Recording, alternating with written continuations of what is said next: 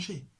Nous sommes toujours déterminés à faire la guerre à Kabila parce que Kabila nous a poussés dans la logique de guerre. Voilà pourquoi il nous faut faire la guerre. Et cette guerre, nous allons la gagner. La guerre, elle n'est pas seulement un affrontement frontal avec des armes. Il y a ce que moi j'appelle la guerre psychologique qui existe déjà. Et cette guerre-là, nous sommes avantageux. Et si nous gagnons cette guerre psychologique avec tous les atouts dont nous disposons, je pense que nous ferons mal. Sans effusion du sang, sans que les armes puissent parler, nous ferons mal à ces gens-là qui sont en train de mettre ce pays à la dislocation. Voilà pourquoi nous disons ce slogan-là que il faut, à défaut de mettre ces gens-là aux arrêts, malheureusement c'est la loi de la guerre, il faut liquider chacun pour que le pays s'en sorte. Parce que c'est cette conception-là que eux ont de nous. Donc, nous aussi, nous sommes dans cette même logique. Voilà pourquoi c'est la loi de la guerre. Et nous devons nous battre.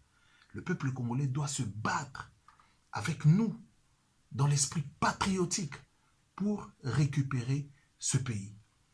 Vous savez, en ce qui concerne le vieux Titi, paix à son âme, M. Tshisekedi, en bien ou en mal, peu importe, mais M. Tshisekedi était le seul opposant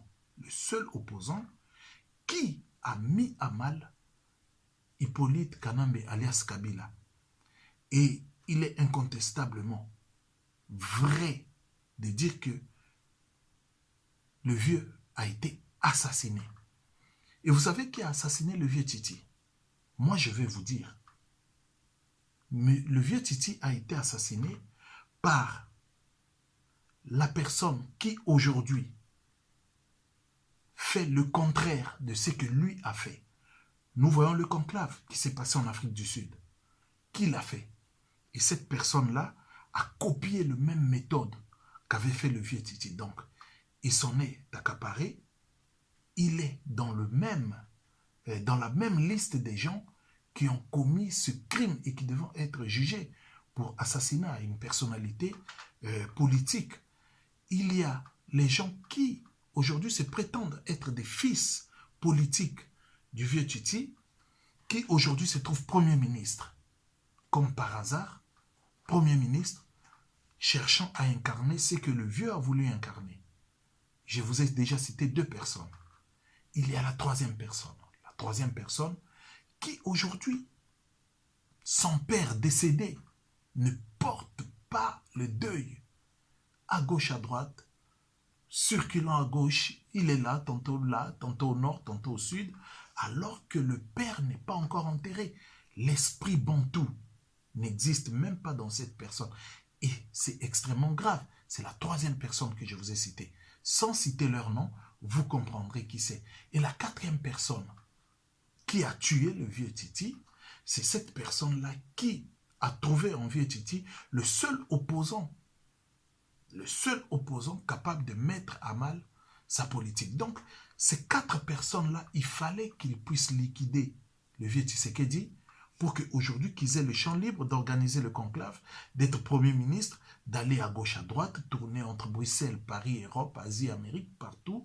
Et cette personne-là qui est aujourd'hui au pouvoir et que personne n'arrive à inquiéter. Eh bien, moi, je vous dis que le vieux est parti, la place est vacante et nous, personnellement, je vous dis la vérité, mon ambition, de s'en accaparer. Moi, je ne suis pas là pour voir le pays en train d'être détruit et disloqué comme ça.